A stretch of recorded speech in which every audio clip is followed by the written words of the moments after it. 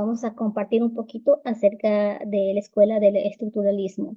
Es importante mencionar que el estructuralismo fue una de las primeras escuelas de la psicología que surgió a finales del siglo XIX.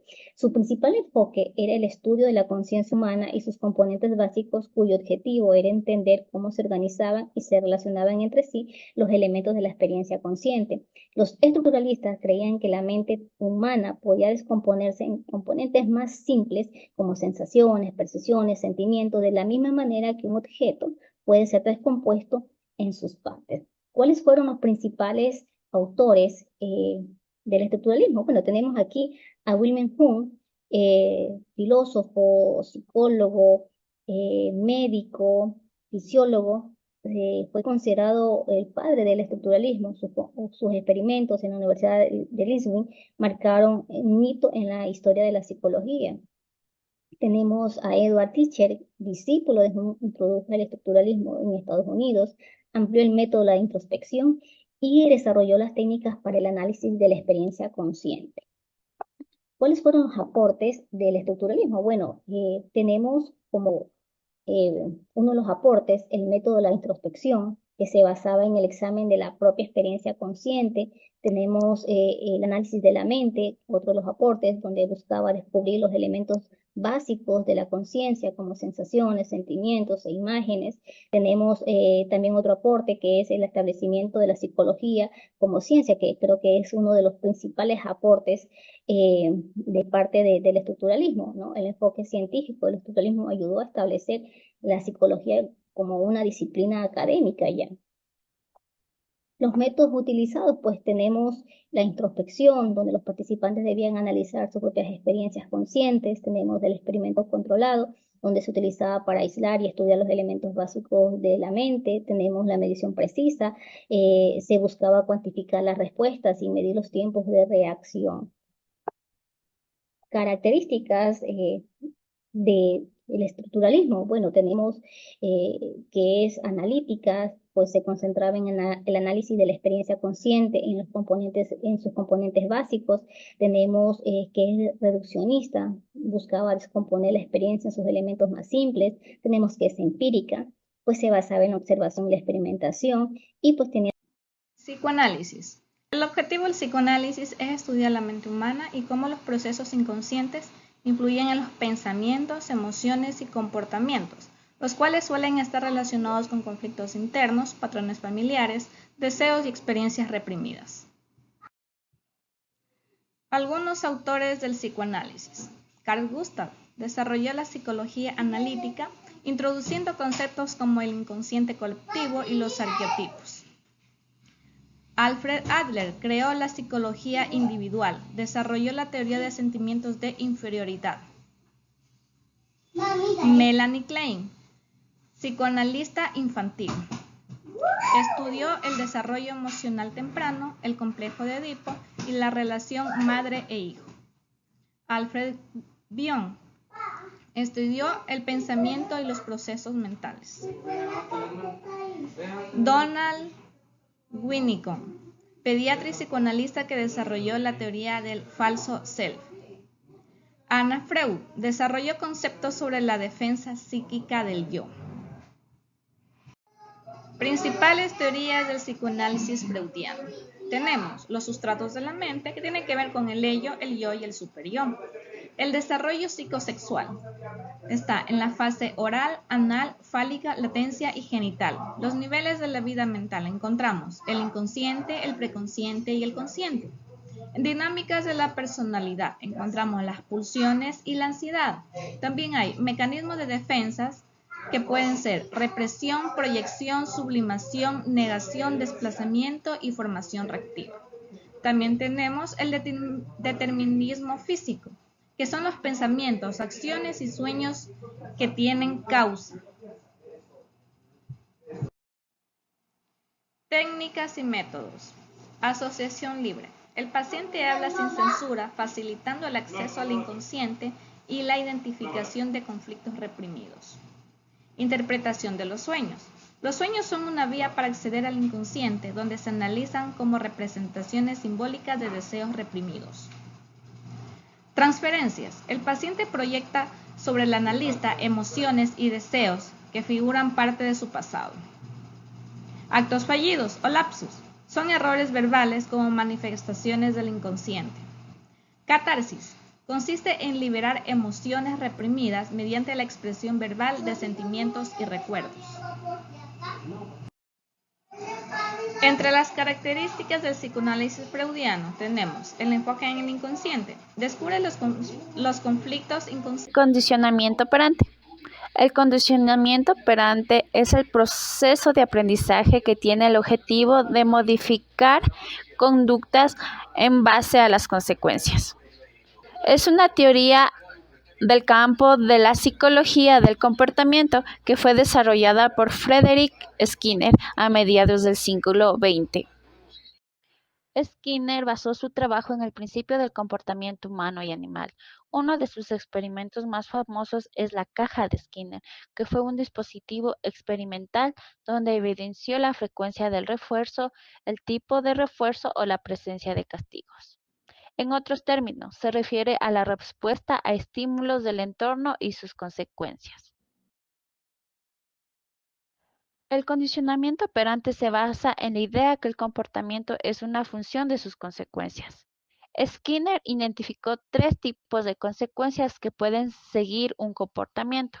Estos son los reforzadores, los castigos y la extinción. Los reforzadores son cualquier consecuencia que aumenta la probabilidad de que un comportamiento se repita. Existen 2 tipos de reforzadores, el refuerzo positivo y el refuerzo negativo. El refuerzo positivo son estímulos que cuando se presentan después de una conducta aumenta la probabilidad de que esta conducta se repita. Por ejemplo, dar una recompensa a un perro después de que obedece a una orden. Este es un reforzador positivo. Mientras el refuerzo negativo son estímulos que se eliminan después de una conducta que aumenta la probabilidad de que esta conducta se repita. Un ejemplo es quitarle a un niño una tarea desagradable cuando el niño cumpla una meta específica, como por ejemplo lavar los platos. El castigo. El castigo es cualquier consecuencia que disminuye la probabilidad de que un comportamiento se repita. Existen 2 tipos de castigo. Castigos positivos son estímulos que se presentan después de una conducta y disminuye la probabilidad de que esta conducta se repita. Por ejemplo, hablar a un estudiante que se comporta de mala manera con sus demás compañeros. Esto va a inducir que el estudiante ya no se comporte mal con sus compañeros. También existen los castigos negativos, que son estímulos que se retiran después de una conducta y disminuyen la probabilidad de que esta conducta se repita. Por ejemplo, un adolescente que haya sacado malas notas, el padre decide retirarle su celular. Esto es con el objetivo que quitándole el celular, el niño o el adolescente sepa que le va a quitar el celular cada vez que tenga malas calificaciones.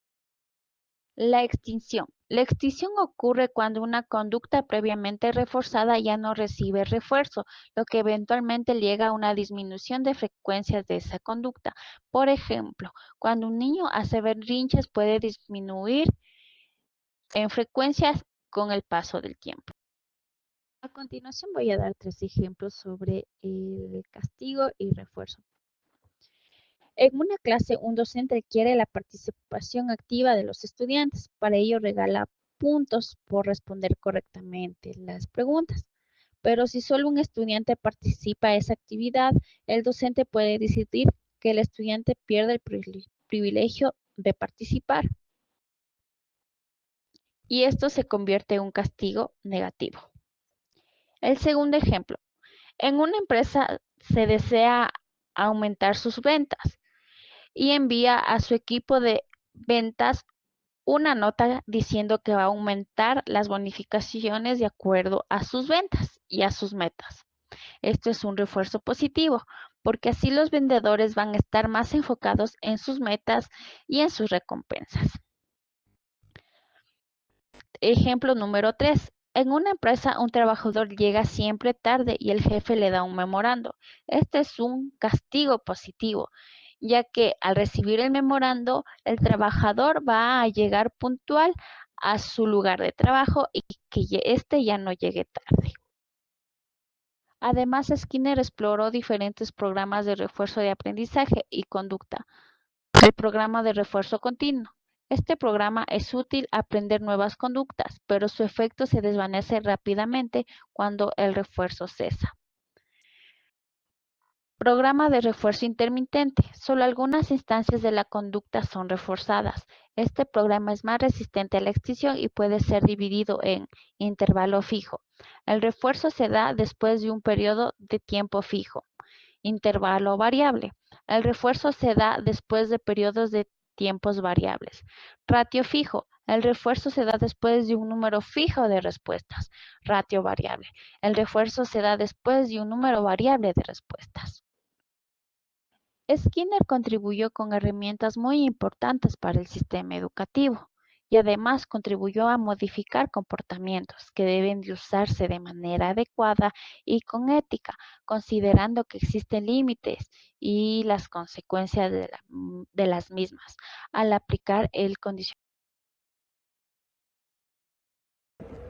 Bueno, cuando hablamos de la psicología humanista, hablamos sobre cerca de unas corrientes que en la psicología surgía en el siglo XX. En esto había también lo que era sus respectivas, el psicoanalítica y el conductista, que entre sí se dominaban entre ese entonces y se caracterizaban por centrarse a un potencial de humano y teoría de la motivación. Cuando hablamos de la teoría de la motivación, hablamos sobre según el psicólogo Abraham Maslow, mostraba unas acciones que estaban motivadas para satisfacer ciertas necesidades. En esta teoría se basa supuestamente que todas las personas tenemos una jerarquía de 5 necesidades. La una tenemos la necesidad de autorrealización, tenemos la necesidad de autoestima, necesidad social, necesidad de seguridad y la necesidad fisiológica. Teoría de la motivación. Cuando hablamos de la teoría de la motivación, hablamos sobre según el psicólogo Abraham Maslow, mostraba unas acciones que estaban motivadas para satisfacer ciertas necesidades. En esta teoría se basa supuestamente que todas las personas tenemos una jerarquía de 5 necesidades. La una tenemos la necesidad de autorrealización, tenemos la necesidad de autoestima, necesidad social, necesidad de seguridad y la necesidad fisiológica. Características del constructivismo. Hablamos sobre el racionalismo. El racionalismo sostiene un conocimiento que se obtiene en las principales a través de una razón y un pensamiento lógico. Y cuando hablamos de pragmatismo y funcionalismo, hablamos sobre el pragmatismo que valora las ideas y también practica efectivamente una resolución para los problemas. Y el funcionalismo es algo que la psicología se enfoca como los procesos mentales que ayudan a los seres humanos. Y en la biología evolucionista es como que explica la evolución de las especies mediante una selección natural. La inteligencia es un proceso relacionado con una interacción entre el organismo y el entorno y un vínculo de las funciones biológicas y una asimilación y una comodización y utiliza una organización. ¿Qué es la psicología gestal? Es una corriente psicológica que estudia cómo las personas perciben el mundo y toman decisiones basadas en la percepción. El objetivo de esta busca que el paciente se comprenda a sí mismo, tomando conciencia de sus emociones, pensamientos y acciones, para ser responsable y autosuficiente. Psicología gestal y funciones. Se centra en el desarrollo personal y el presente. Busca que el paciente sea espontáneo y responsable de sí mismo. Es una unidad del cuerpo, mente y alma, trabajando su equilibrio para alcanzar el bienestar que tiene un enfoque humanista. Poseen funciones claves en el ámbito terapéutico, las cuales son promover la autoconciencia, facilitar la integración, fomentar la responsabilidad, resolver bloqueos emocionales, enfatizar el aquí y ahora. Además, potenciar el desarrollo personal. Las leyes de la psicología gestal explican cómo percibimos los estímulos como conjuntos organizados. Algunas de las principales leyes son: ley de la semejanza o igualdad, ley de la proximidad, ley de cierre, ley de buena continuidad y ley de contraste.